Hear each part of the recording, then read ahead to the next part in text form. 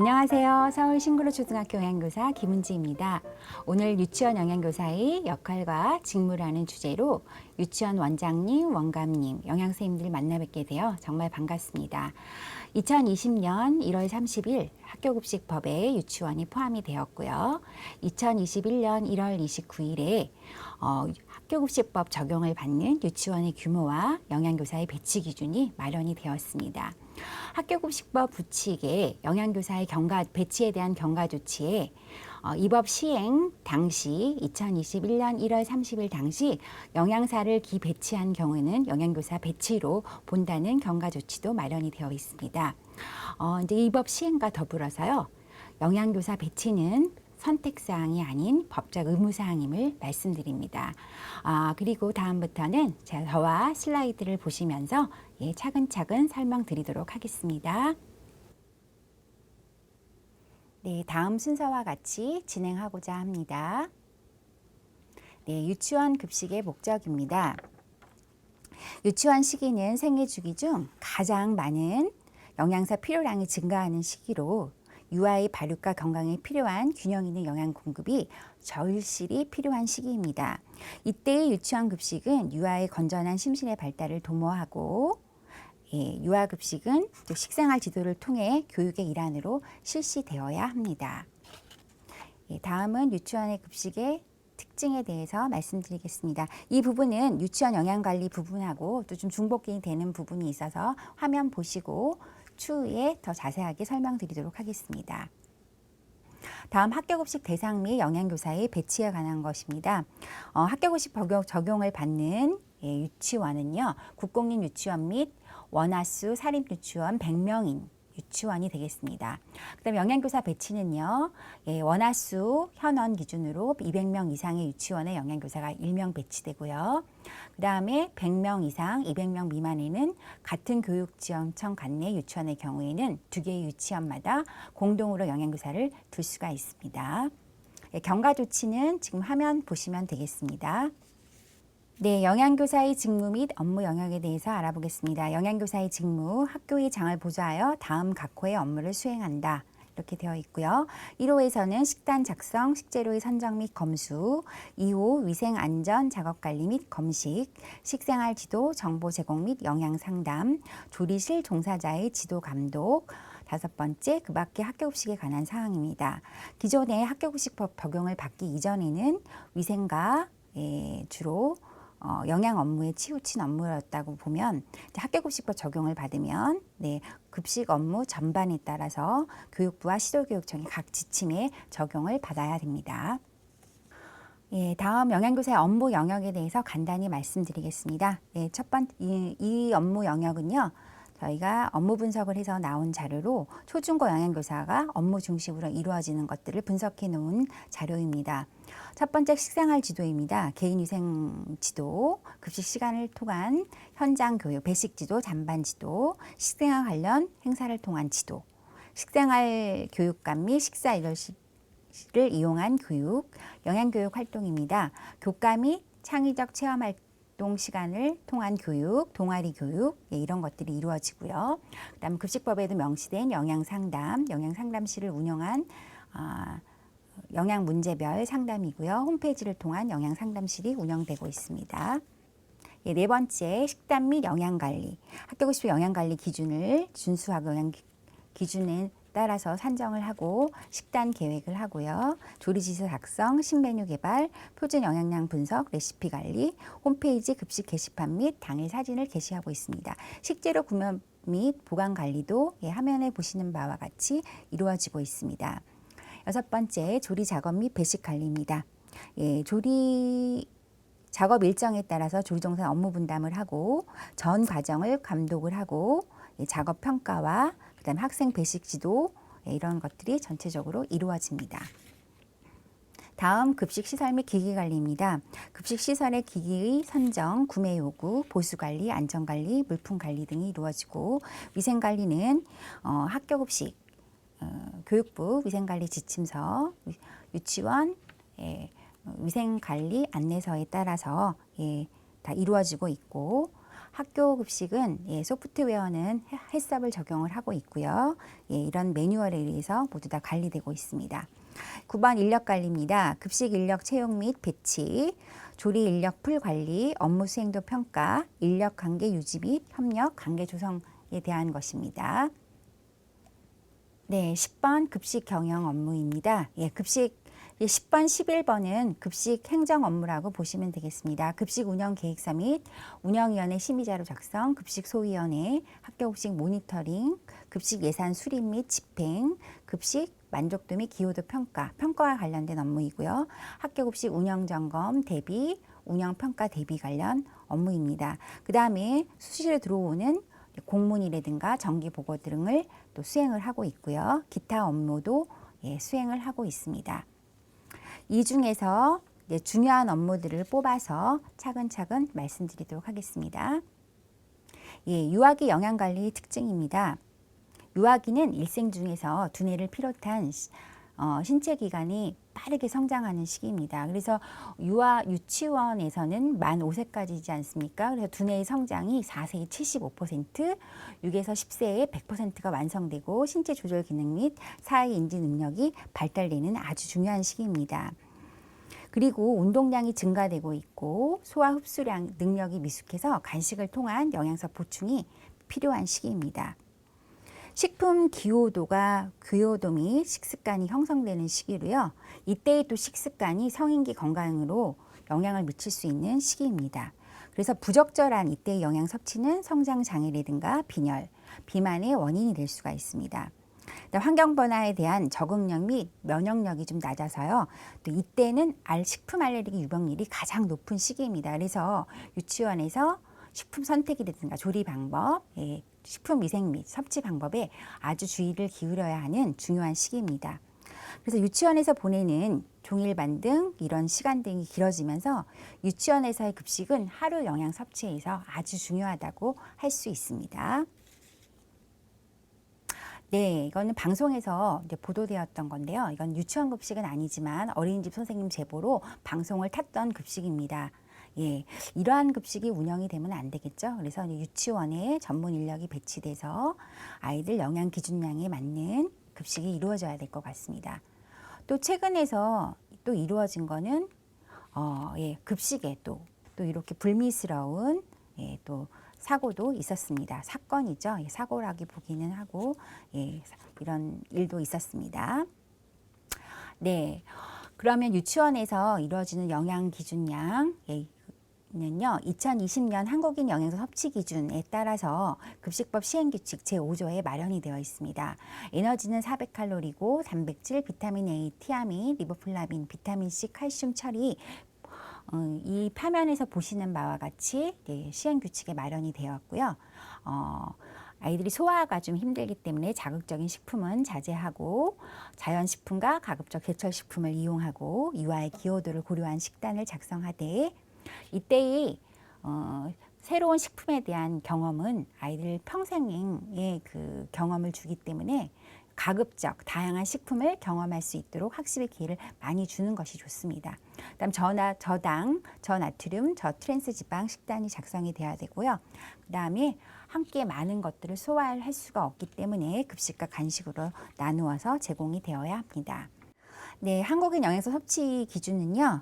보건복지부하고 한국영양관리학회에서 같이 이제 만드는데요. 5년마다 개정이 되고 있습니다. 그래서 평균 필요량만을 제고했을 때 잔반이 남는다든가 이렇게 되면 또 혹시 부족할 수 있기 때문에 권장 섭취량, 평균 필요량을 충분히 충족할 수 있게 하고 상한 섭취량을 또 섭취를 하게 되면 또 과잉 섭취의 위험이 있기 때문에 이런 것들을 모두 고려를 해서 만들어져 있습니다. 이런 2020 한국인 영양 섭취 기준을 기준으로 하루 섭취량의 3분의 1이 학교급식법에 제시된 양이 되겠습니다.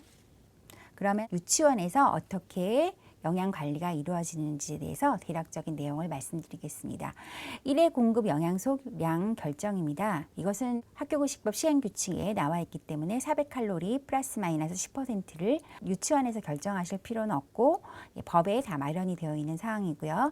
식품 군별, 일일 끼니별 횟수를 확인을 해야 됩니다. 예, 오른쪽에 보시는 하루 섭취량이거든요. 네, 이런 것들 중에서 유아의 각 식품군 일일 점심과 간식 제공 횟수를 참고해서 점심은 곡류 1, 고기 생선 달걀 콩류 2, 채소를 3.5를 제공하는 것이 좋겠습니다.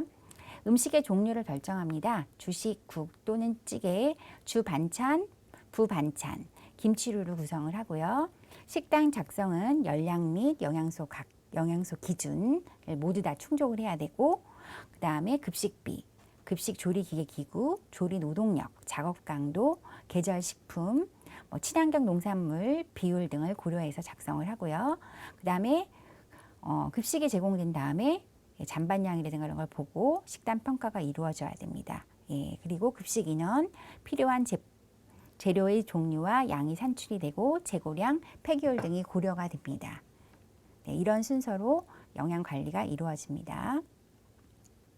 그러면 1년에 한 번씩 교육청에서 나오는 유치원 운영평가에는 어떤 항목으로 평가하고 있는지를 보겠습니다. 영양관리에서는요, 아까 말씀드렸던 2020 한국인 영양소 섭취 기준에 급식법을 반영된 급식법을 준수를 해야 되고요.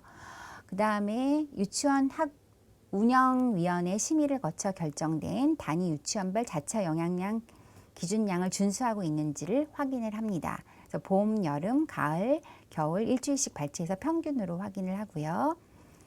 예, 그 다음에 탄단지 비율이라 해서 탄수화물 55에서 65%, 단백질 7에서 20%, 지방 공급 비율을 보고 단백질 상함 비율 이런 것들을 평가받게 됩니다.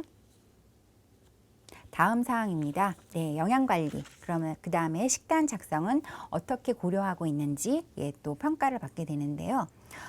전통 식문화를 계승 발전하고 있는지, 다양한 식품을 사용하고 있는지, 저당, 저나트륨, 저트랜스지방 관련된 그 식단 계획을 수립해서 잘 운영하고 있는지, 특히 기준을 준 것은 튀김류, 주 2회 이하 운영하는 경우는 우수이고, 보통은 3회 이하, 그다음 미흡은 3회 초과시 기준이 되겠습니다. 그래서 학교급식 운영계획 수립 시 저당, 저나트륨, 저트랜스지방 이런 계획들을 반드시 수립하여 식단을 작성하고 평가하여야 할 것입니다.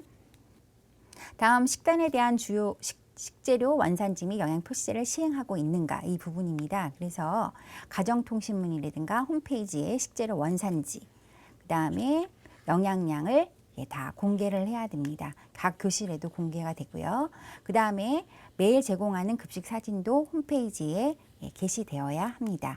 잘한 경우 우수가 7.5점, 보통 4점, 미흡 0점의 기준으로 운영평가를 받게 되니까 유치원에서 잘 챙겨서 이 부분도 하시면 되겠습니다.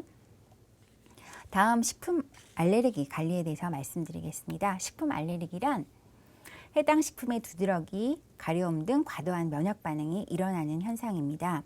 원인이 되는 식품을 먹고 난 후에 면역 체계가 식품 내 단백질 성분과 반응해서 다양한 증상으로 일으키는 면역 과잉 반응이 되겠습니다.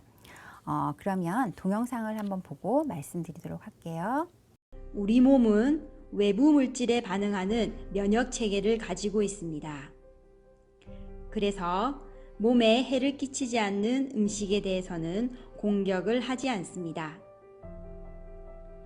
하지만 음식 알레르기가 있는 경우 음식을 적군으로 인식해서 공격을 하게 됩니다. 우리 몸과 음식의 과도한 전쟁이 식품 알레르기 반응으로 나타납니다. 일종의 면역 과잉 반응입니다. 우리가 식품을 통해서 에너지 및 각 영양소를 공급받는데 식품을 우리 몸에 해로운 물질이라고 인식을 해서 몸에서 막 공격을 하는 면역 과잉 반응이 바로 식품 알레르기가 되겠습니다. 식품 알레르기 관리의 필요성은요, 특히 성인보다 어린이, 특히 유아에서 발생률이 높습니다. 급성 반응은 생명의 위험을 줄 수가 있고요. 그 다음에 아토피 피부염 등의 주요 원인이며 잘못된 식품 제한으로 영양 불량의 위험이 큽니다. 그래서 유치원에서 식품 알레르기 관리에 대해서 조사를 하고 이에 대한 사고 대책을 수립을 해 놓아야 합니다. 이건 초등학교에서 일어난 우유 알레르기 사고였는데요. 2013년에 인천의 한 초등학교에서 우유가 들어간 카레를 먹고 사망에 이르는 사고입니다. 그래서 이 아이가 뇌사 판정을 받고 병원에 입원한 후에 한참 후에 또 사망을 한 사건이 되겠습니다. 2021년 3월 달에 부산시 교육청에서도 초등과 고등학교에서 식품 알레르기 사고가 크게 있었다고 하는데요. 되게 유명한 식품 회사인데 여기에서 타랑묵이라는 우유가 들어간 묵인데 알레르기 표시를 우유를 누락을 시키고 한 거예요. 그래서 학교에서 우유를 뺀 상태로 식단표에 고지를 했는데 아이가 그 묵을 먹고 아나필락시스라 해서 호흡기 증상이 일어나고 심지어 쓰러져 가지고 병원에 입원한 사고가 있었습니다. 같은 날 초등과 고등학교에서 일어났었고요. 이후에 학교에서 그 식품 알레르기 그 표시에 대한 것들을 더욱더 강화한다는 교육청의 또 교육이 있었다고 합니다. 그 다음에 서산 지역에서 2016년도에 일어난 고등어 알레르기 사고가 있었고요. 서울에서도 2016년도쯤에 방어로 인한 식중독 사고가 아니고 알부민에 의한 알레르기 증상이 한 80명 정도 일어나서 또 크게 문제된 적이 있었습니다. 식품 알레르기를 일으키는 주요 원인 식품들을 보시면 1살에서 2살 때는 우유, 달걀, 땅콩 및 견과류 이런 데서 되게 많이 일어납니다. 그리고 2살에서 12살에는 여기에다가 갑각류, 새우, 게 등에 대한 그 알레르기가 또 일어나고요. 12살이 되면 보시면 아시겠지만 우유하고 달걀들이 소멸이 되고 뭐 기타 다른 것들이 또 일어나기도 합니다. 식품 알레르기 원인 식품 소멸 시기를 보겠습니다. 달걀 흰자는 주로 시작되는 시기가 6에서 24개월, 우유는 6에서 12개월, 밀도 6에서 24개월, 대두 6에서 24개월 이렇게 나타나 있습니다. 주로 시작되는 시기가 1살에서 2살 사이에 일어나고 소멸 시기, 없어지는 자연히 사라지는 시기입니다. 달걀 흰자 같은 경우는 7살, 그 다음에 우유는 5살, 밀도 5살, 대두도 2살 이렇게 돼서 소멸 시기가 유치원기 이후, 초등학교 입학 이후로 되어 있습니다. 그래서 유치원에서 식품 알레르기 관리가 얼마나 중요한지를 또 새삼 알 수 있는 자료가 되겠습니다. 네, 식품 알레르기 증상입니다. 이제 가장 심각한 증상인데요. 최근에 요즘에 그 코로나 때도 심각한 증상을 일으키는 아나필락시스라고 뉴스에서도 많이 접해 보셨을 겁니다. 목이 부어서 호흡이 어렵고 갑작스럽게 혈압 저하, 불규칙한 식박동 이래가지고 의식 불명까지 일어나는 아주 위험한 상황입니다. 그래서 이런 유아들은 병원에 처방을 받아서 에피네프린 주사를 유치원에 맡겨놓고 위급한 상황에 또 맞아야 되겠습니다. 근데 식품 의존성 운동 유발 아나필락시스는요, 식품뿐만이 아니라 식품에서만 일어나는 것이 아니라 운동과 같이 병행됐을 때 일어나는 그런 아나필락시스가 되겠습니다. 네, 증상을 보겠습니다. 식품 알레르기 증상은 구토도 있고 기침도 있고 두드러기, 피부가 간지러운 이런 증상 등은 아주 가벼운 증상이고요. 그다음 배가 아프고 설사를 하고 눈물, 콧물이 나고 이런 경우. 그다음에 더 심한 경우는 얼굴이 아주 붓고 눈, 귀, 입술도 붓고요. 그다음에 정신을 잃는 아나필락시스가 있습니다. 그래서 아까 제가 이제 요거는 서울시 교육청 통계는 아니고요. 부산시 교육청의 작년의 통계는 전체 식품 알레르기 유병 학생이 4.8% 정도 되고요. 그다음에 유병 학생 지금 시약처 고지에 의해서 19종에 대해서 그 식품 알레르기 표시를 하고 가정통신문에 고지를 하고 있는데요. 복숭아가 또 많이 일어나고 견과류, 새우, 조개류, 호두류, 우유류에서 많이 일어나는 것을 알 수 있습니다. 그다음 식품 알레르기 주요 증상을 보면은요. 네, 보통 피부나 점막에 두드러기가 일어나는 증상이 66%고 나머지 한 34%가 조금 호흡기, 소화기, 기타 증상.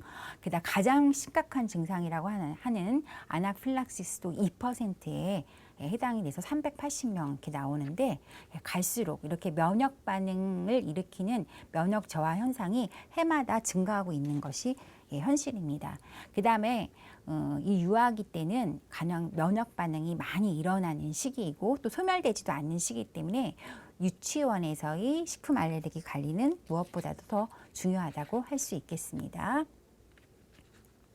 그래서 학교급식법 제16조에 의해서 식품 알레르기 유발 식품 19종을 표시를 해야 됩니다. 그래서 월간 식단표에 가정통신문 홈페이지 등에 안내를 해야 되고 식생활관이나 또는 교실에 게시를 해야 됩니다.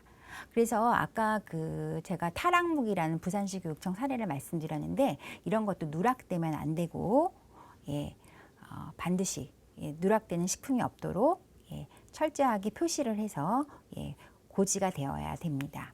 그 다음에 가정통신문 등을 활용해서 특정 식품의 알레르기 유발 학생들을 철저하게 조사를 하고 영양 상담을 통해서 아이들한테 맞춤형으로 급식이 제공되어야 되고 여기에 맞는 영양 교육도 실시되어야 합니다. 네, 식품 알레르기 관리 보겠습니다. 네, 식품 알레르기 실태 조사 및 파악입니다. 네, 전체 유아를 대상으로 식품 알레르기 반응을 조사를 해서 질환 유무를 파악을 해야 될 것 같고요. 학부모 면담입니다. 학부모와 개별 면담을 할 수 있으면 좋고요. 지금 같은 코로나 상황에서는 전화 상담 이런 것을 통해서 과거 식품 알레르기 반응을 일으켰던 음식의 양과 경로, 증상, 병원 치료 현황, 그다음 의약품 처방 등 이런 것들 전반적인 사항을 파악을 하고요. 그다음 사고 발생 시 대응 방법에 대한 동의서, 그다음에 학부모가 대체식이나 제거식에 대한 것도 받고자 하는 경우 동의서를 받는 것을 교육부에서도 권장을 하고 있습니다. 이러한 내용들을 중심으로 관리 대상 기록 카드를 작성을 해서 심층 상담을 통해서 유아의 원인 식품, 진단, 증상 반응 위급도, 영양 위험, 심리적 문제, 식사 관리 방법 이런 것들을 자세하게 기록을 하고 내부 결제를 맡아 놓아야 됩니다.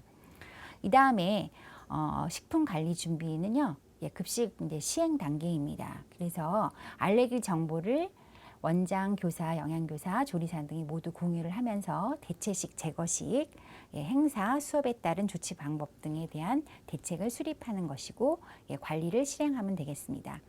그 다음에 이렇게 관리한 것들을 다 기록을 하고 모니터링하고 그 다음에 각 가정에도 식품 알레르기에 대한 어떻게 유치원에서 관리가 이루어졌고 이런 상황들을 알림장을 통해서 학부모들에게 알려줘야 됩니다. 네, 식품 안전 및 필요한 사항을 그러면 유치원 운영 평가에서는 어떻게 하고 있는지 보시면 좀 전에 말씀드린 바와 같이 식약처장이 고시한 식품 표시 기준을 잘 인터넷 홈페이지나 가정통신문으로 잘 게재해서 공지하고 있는지, 그 다음에 식사 장소에 게시하고 있는지를 교육청에서 확인하게 되겠습니다. 다음은 영양 식생활 지도 교육입니다. 이런 유아 때 식습관은 부모나 특히 교사의 영향을 많이 받기 때문에 건강한 식습관에 대한 구체적인 지도가 정말 필요합니다. 식사 태도, 식사 예절, 손 씻기, 양치질 교육 등 유아가 올바르게 식습관을 형성할 수 있도록 지도가 돼야 되고요. 유아의 성장률, 발달 정도, 활동량, 식욕 등의 개인차가 너무나도 큽니다. 그래서 유아의 특성을 고려한 식생활 지도가 정말 필요하고요. 이때 소근육을 발달하는 것이 아이들의 뇌 발달과 이루어지기 때문에 젓가락 사용을 제대로 이루어질 수 있도록 여기에 대한 교육도 이루어져야 되고요. 또 부드러운 음식만 먹으려고 하는 경향이 있기 때문에 잘 씹지 않으려고 하기 때문에 이런 것들도 교정할 수 있도록 지도가 필요하고요. 일본 사람들도 부드러운 음식을 굉장히 좋아하기 때문에 일본의 초등학교에서도 까미까미데이라 해서 좀 질긴 음식을 씹는 날이 급식 교육의 날로 있습니다. 그래서 이런 부분들도 놓치지 않고 지도를 해주시면 좋겠고요. 그 다음 4, 5세의 유아는 또 음식 먹는 속도가 또 빨라지고 또 애들하고 되게 사회성 발달이 이루어지기 때문에 친구들을 갖고 어울리면서 산만해지기 때문에 식사에 집중할 수 있도록 더 지도가 필요합니다. 그 다음에 음식을 남기지 않도록 지도를 해야 되고요. 유아가 안정되고 편안한 분위기에서 식사를 할 수 있도록 환경이 조성되어야 합니다. 이때는 편식하는 아이들이 또 되게 유아 때는 많이 늘어나는데요. 일단은 낯선 음식은 처음에 양을 적게 해서 맛을 경험하게 하고 아이들이 좋아하는 조리법으로 점점 양을 또 늘려가면서 음식에 대해서 친근감을 가질 수 있도록 하는 것이 필요하고요. 또 뚱뚱한 아이들도 굉장히 많이 있습니다. 비만 유아에 대한 식생활 지도도 필요합니다. 소화비만뿐만 아니라 고지혈증, 지방간, 고혈압, 당뇨병과 같은 성인병을 조기 유발하고 성인 비만으로 이어질 수 있기 때문에 비만 유아의 식생활 관리도 매우 중요합니다. 그래서 비만 유아의 추가 배식량을 조절을 해서 이런 부분들도 좀 통제가 되어야 될 부분입니다. 그래서 특히 비만 유아는 가정과의 협업이 중요하기 때문에 학부모 대상으로 체중 조절과 유아의 체중 조절과 음식 선택 방법이 가정과 연계되어야 되겠습니다. 네, 급식 지도의 중요성에 대해서 방울토마토 사건인데요. 2007년도 4월 달에 청주의 병설 유치원 어린이가 방울토마토를 먹고 목에 걸려서 사망하는 사고가 있었습니다. 그래서 아이들한테 이런 것들을 먹을 때 특히 유의해서 먹을 수 있도록 지도를 해야 되고 과연 방울토마토를 이렇게 주는 것이 바람직한 것인지 유치원에서도 급식을 하면서 고민해야 될 문제라고 생각합니다. 네, 그 다음에 특히 이제 영양 식생활 교육으로요. 유치원에서는 미각 교육을 하면 굉장히 좋습니다. 1974년도 프랑스 초등학교에서는 자크 피세라는 분이 미각 교육을 최초로 도입해서 공교육에 적용을 하고 있습니다. 그리고 간단히 동영상을 좀 보도록 하겠습니다. 화학자였던 그는 최초로 미각 교육을 초등 과정에 도입했고 그의 미각 교육 저서는 지금도 기본 지침서로 활용되고 있습니다. 은퇴한 그는 교회의 조용한 마을에서 텃밭을 일구며 지내고 있는데요. Vous voyez, ça c'est un jardin classique. Hein. Ça c'est des choux qu'on mangera plus tard. Ça, c'est des- 미각 교육을 하면 텃밭 교육이 또 같이 병행이 됩니다. 일상의 모든 채소를 얻는다는 자크 씨의 정원. 갖가지 허브, 채소, 과실수가 가득합니다. 이 식재료가 자연에 어디에서 왔는지 또 재료 본연의 맛은 어떤지 날 것으로 맛을 보라 보는 것이 던져주는데요. 중요합니다. Tiens, goûtez ça, goûtez-le. 안 비리고 너무 달아요. 맙소사. C'est sucré. 와우. Regardez comme c'est long en bouche. Il y a des odeurs de fleurs. C'est floral. 어떻게 그렇게 맛있을 수가 있지, 콩이? 그냥 날콩인데 Parce que les légumes sont toujours sucrés. C'est pour ça qu'on sale. 비닐하우스가 아닌 이런 노지 딸기도 요즘은 찾기 힘들어졌죠. 그 맛은 어떨까요? 저는 이런 딸기를 마지막 먹었던 게 30년 전인 것 같아요. 잊어먹고 있던 맛이에요. 어렸을 때 먹었었는데 잊어먹고 있던 맛과 향이 지금 확 나요. 깜짝 놀랐습니다. Eh bien, pour les enfants, si vous voulez, on considère que dans toutes les écoles, il devrait y avoir un petit jardin, hein, qu'on devrait inciter les enfants à faire un jardin, pour qu'ils comprennent que des années, la carotte arrive plus tôt que d'autres années, que la salade une année est un peu plus amère ou un peu plus sucrée, etc., parce que les conditions climatiques sont différentes. Donc il faut que les enfants comprennent quand ils mangent une salade, c'est un équilibre entre le ciel et la terre. Hein, c'est pas un produit fabriqué. Donc il faut qu'ils comprennent que les produits alimentaires viennent de la terre et ne sont pas des fabrications comme une paire de chaussures. 네, 자크 피스의 영상에 대해서 이제 보셨는데요. 그래서 재료 본연에 대한 맛이 어떤지 텃밭 교육을 통해서 식재료 본연의 맛을 느끼고 이런 맛을 몸으로 알아차리는 교육이 바로 오감 교육이 되겠습니다. 그래서 얼마나 이 음식에 대해서 표현을 또 잘하는지 언어로도 연결이 되고요. 그 다음에 보통 가공식품 같은 경우 딸기맛 우유 같으면 딸기가 거의 들어있지 않습니다. 그래서 인공의 향과 맛에 대해서 거부감을 느끼고 내 몸에서 자연에 들어온 음식이 진정한 음식인지를 몸에서 받는지 이런 것들을 알아차리는 교육이 바로 미각 교육입니다. 그래서 이 오감 교육을 잘하게 되면 음식에 먹는 즐거움도 알게 되고 평생 즐거움, 인생의 행복을 알게 되는 그런 기본 교육이라고 할 수 있겠습니다. 그래서 프랑스에서는 유치원과 초등학교에서 다 이런 미각 교육을 하고 관련된 교과 활동들이 다 이루어지고 있습니다. 그래서 특히 유치원에서는 오감 및 미각 교육이 해야 됩니다. 이 오감 교육을 하게 되면 뇌에서 시각, 촉각, 미각, 후각 이런 부분들을 다 자극을 하기 때문에 뇌가 골고루 발달을 할 수가 있고요. 그 다음에 식재료를 보고 듣고 만지고 냄새 맡고 맛보는 오감 활동을 통해서 다양한 맛을 이해하고 표현할 수 있는 그런 활동입니다. 다음 푸드 브릿지라고 하는 것은요. 이제 편식을 하는 학생들이 식품과 친해질 수 있고 편식을 교정하는 그런 매개체가 되는 교육입니다. 채소를 오감으로 탐색하고 재미있는 표현 활동을 통해서 식품하고 친해지고 이런 핑거푸드를 또 만들어 먹어보면서 재료 본연의 맛을 느낄 수 있도록 그런 돕는 활동이 되겠습니다. 그래서 유치원에서는 무엇보다 식생활 교육과 관련해서는 오감과 미각 교육이 꼭 필요합니다. 그 다음에 유아 조리 실습 교육입니다. 초등학교에서도 아이들이 교육과정과 연계해서 조리 실습을 한 경우에는 자기가 만든 음식에 대해서 굉장히 애착도 많이 갖고 그 다음에 요즘 맞벌이를 많이 하기 때문에 아이들이 간단한 식재료를 만들어서 또 먹을 수 있는 자기가 음식을 선택해 먹을 수 있는 그런 능력도 키워주고요. 그래서 교육과정과 연계해서 유치원에서도 유아교육 과정과 연계해서 각종 조리 실습을 통한 교육을 할 수가 있고 편식하기 쉬운 식재료에 대한 친근감, 조리 실습을 통해서 소근육, 조작 교육, 미각 훈련, 편식 교정 등이 이루어질 수가 있고요. 그다음 테마가 있는 인성 중심의 요리 활동을 통해서 아이들의 인성이라든가 소질 같은 경우도 함양할 수가 있겠습니다.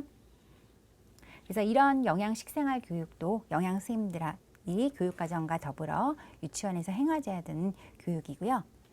그 다음에 2021년도에는 서울시 교육청에서 환경의 가치를 실현하는 그린 급식을 시행하고 있습니다. 서울시 그린 급식이라 그러면요, 기후 위기에 대응하는 먹거리 미래를 배우고 실천하는 먹거리 생태 전환 교육의 하나로 탄소 배출을 줄이는 급식이 되겠습니다. 그래서 한 달에 2회 그린 급식, 기후 먹거리 날을 운영을 해서 육류가 없는 급식을 제공합니다. 그런데 서울시 교육청의 그린 급식은요, 완전한 채식 급식은 아니고 우유, 달걀, 생선류까지 허용하는 페스코 채식입니다. 급속한 기후 변화의 위기에 대해서 살펴보도록 하겠습니다. 급속한 기후 변화가 변화의 위기로 지구적 기온 상승이 이루어지고 있고 빙하가 줄어들고 있고 그 다음에 해수면이 상승하고 있고 이상기후 등의 현상들이 일어나고 있습니다. 그 다음에 기후 위기 시대로 이미 진입을 했습니다. IPCC는 기후변화와 관련된 전 지구적 위험을 평가하고 국제적 대책을 마련하기 위한 세계기상기구와 유엔이 공동으로 설립한 유엔 산하 기후 관련 국제협의체라고 합니다. 여기에서는 2030년까지 1.5도씨를 목표로 달성을 하고자 하고 있습니다. 그래서 기업도 최근에 탄소 저감화 대비해서 미리 준비하는 회사는 주가가 급상승하는 경우도 보고 있습니다. 테슬라 같은 경우도 기후 상승에 대비해서 탄소를 줄이는 쪽으로 전기차를 개발해서 기업도 함께 부강하는 사례를 볼 수가 있고요. 환경에 대비한 자세는 이제 우리가 바로 생존의 문제라고 할 수 있겠습니다. 그래서 그 기후 온도 변화가 상승이 5도씨와 2도씨의 온도 상승의 차이를 보여주는 것입니다. 여기 보시면 아시겠지만 해양수산물 어획량이 급속도로 감소하고 곡물도 수확이 떨어지고요. 식물과 동물의 종까지 손실되고 있고 이래서 바로 기후의 위기는 식재료의 위기라고 할 수가 있습니다. 네, 이에 서울시 교육청에서는 지속 가능한 먹거리 생태 전환 환경을 구축하고 먹거리 생태 전환 실천으로 건강한 세계 시민을 육성하기 위해서 먹거리 생태 전환 교육과정 기반을 구축하고 월 2회 그린 급식을 운영을 하고 있습니다.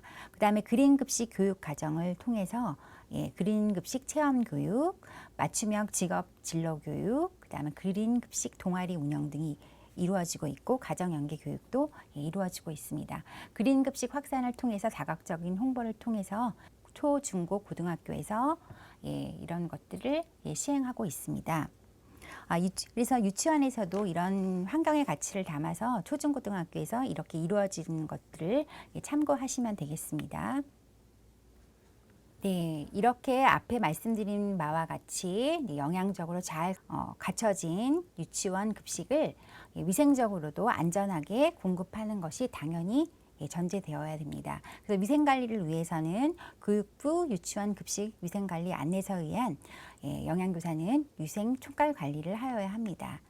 그래서 유치원은 초중고에서 준하는 교육부 위생관리 지침서에 의한 더 엄격한 기준을 적용하지는 않지만 유치원 급식 위생관리서 안내서에 의한 기준은 준수하셔야 되겠습니다.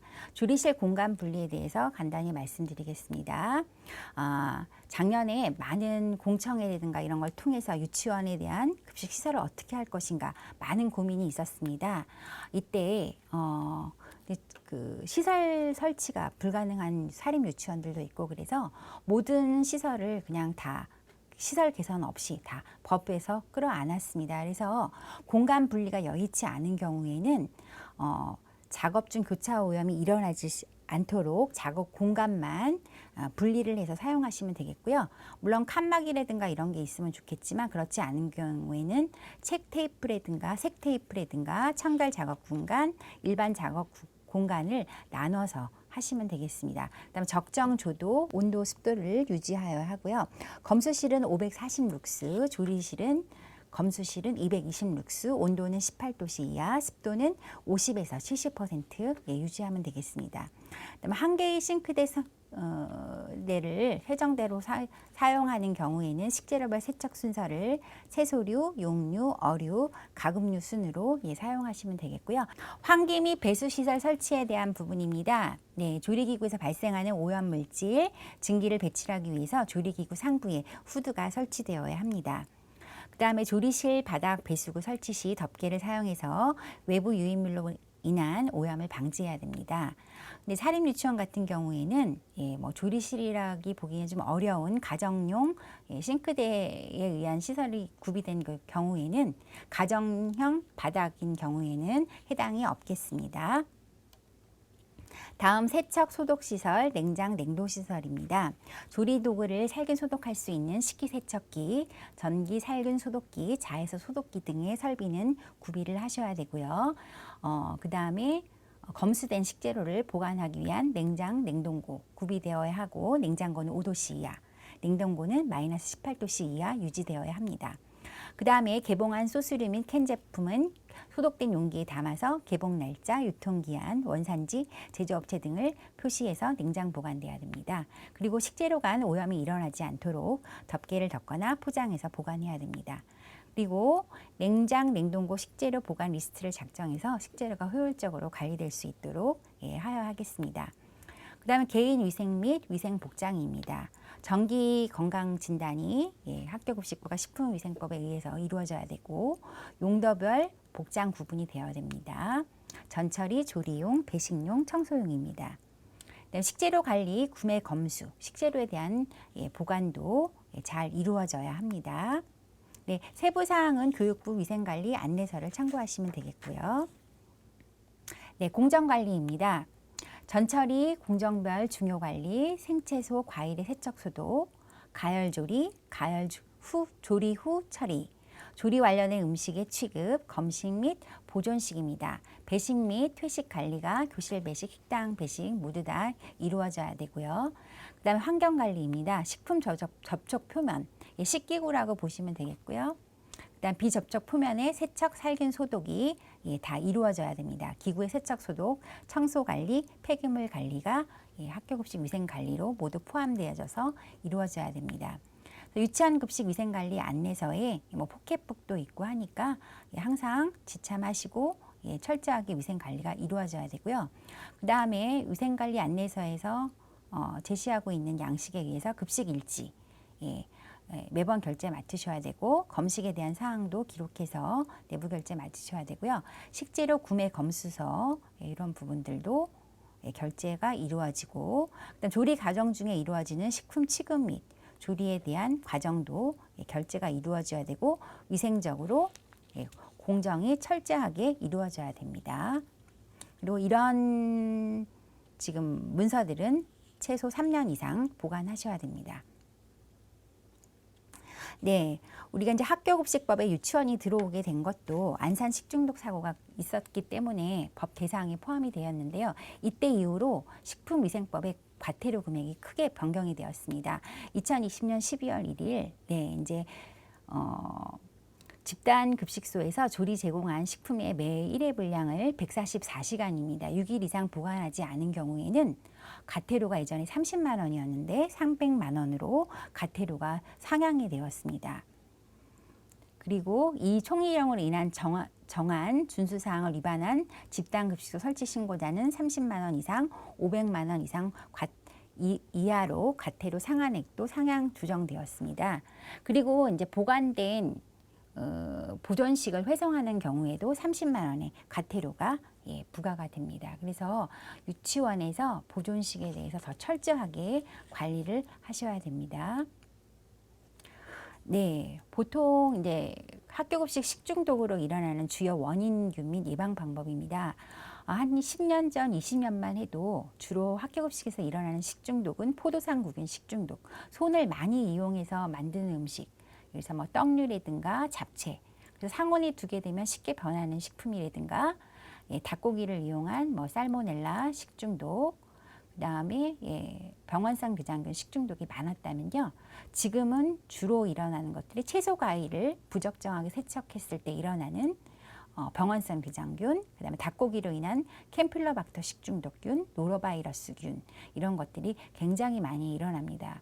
그래서 유치원에서 생채소와 과일 같은 경우 특히 그 채소 소독에 유의를 해 주셔야 됩니다. 기타 운영 관리에 대해서 말씀드리겠습니다.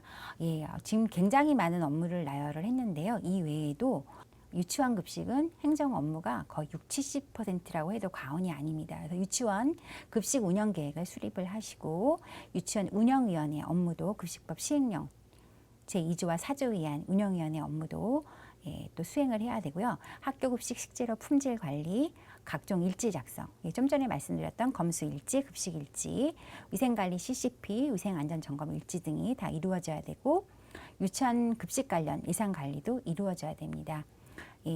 지금 그 유치원에서도 서울시 예산을 받아서 시범학교를 운영하는 학교 유치원을 제가 봤거든요. 내년에 서울시에서도 유치원 급식에 대한 예산을 또 지원을 한다고 하는데 또 이런 경우에 예산 관리라든가 보고가 또 굉장히 많이 있습니다. 그래서 예산 관리도 철저하게 해야 되고 해야 됩니다.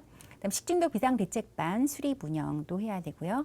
학교급식법에 의한 영양표시제 및 식품 알레르기 표시제도 운영을 하고 공개를 해야 됩니다. 유치원 급식 홈페이지 관리, 게시판 운영, 식단 사진 게시 등의 업무도 수행을 해야 되고요. 기타 많은 업무들은 유치원 급식 운영 영양관리 안내서에 자세하게 기록이 되어 있고 그래서 원장님과 원감님, 영양기사님은 이런 것들을 잘 챙겨서 유치원에서 업무가 잘 이루어질 수 있도록 관리를 하셔야 될 것 같습니다. 네, 지금 많은 업무들을 나열을 하고 중요한 업무 위주로 말씀드렸는데 이제 영양교사의 역할에 대해서 다시 한번 정리를 하도록 하겠습니다. 영양교사는 안전하고 건강한 급식을 제공하는 급식 영양관리 전문가이고요. 급식과 연계된 체계적이고 지속적인 영양식생활 교육을 수행하는 영양교육 전문가입니다. 그래서 교육자로서 끊임없는 품성과 자질 개선 함양으로 존경받을 수 있는 교육자가 될 수 있도록 자기 연차는 힘써야 될 것 같고요. 또 학교 안에서 유치원 안에서 제반 문제, 교육 문제를 해결하려는 그런 의지를 갖고 상호 협력하는 교육 공동체의 구성원이 될 수 있도록 노력해야 될 것 같습니다. 네, 기존의 유아교육법, 식품위생법에 의한 급식 제공 위생관리에 치우쳤던 그런 시대는 갔습니다. 2020년 1월 30일 이후 학교고식법에 유치원이 포함이 되면서 교육의 일환으로 각 영역에서 유아를 위한 영양관리, 식품 알레르기 관리, 영양식생활교육, 그 다음에 환경교육의 장으로서 유치원 급식, 철저한 위생관리가 이루어지는 유치원 급식으로 운영돼야 되는 시대로 바뀌었습니다. 유치원에서 유치원 급식을 잘하면 원화 모집도 잘 되고 유치원 운영이 더 업그레이드 되는 패러다임의 전환이 필요한 시기입니다. 그래서 앞에서 유치원 영양교사의 직무에 대해서 말씀드린 바와 같이 이 많은 업무를 영양교사라는 전문인이 없이는 운영될 수가 없음을 다시 한번 말씀을 드리고요. 오늘 유치원 영양교사의 직무 역할을 통해서 학교 급식을 이해하고 운영의 질을 높일 수 있는 그런 기회가 되셨으면 하는 바람입니다. 이상입니다.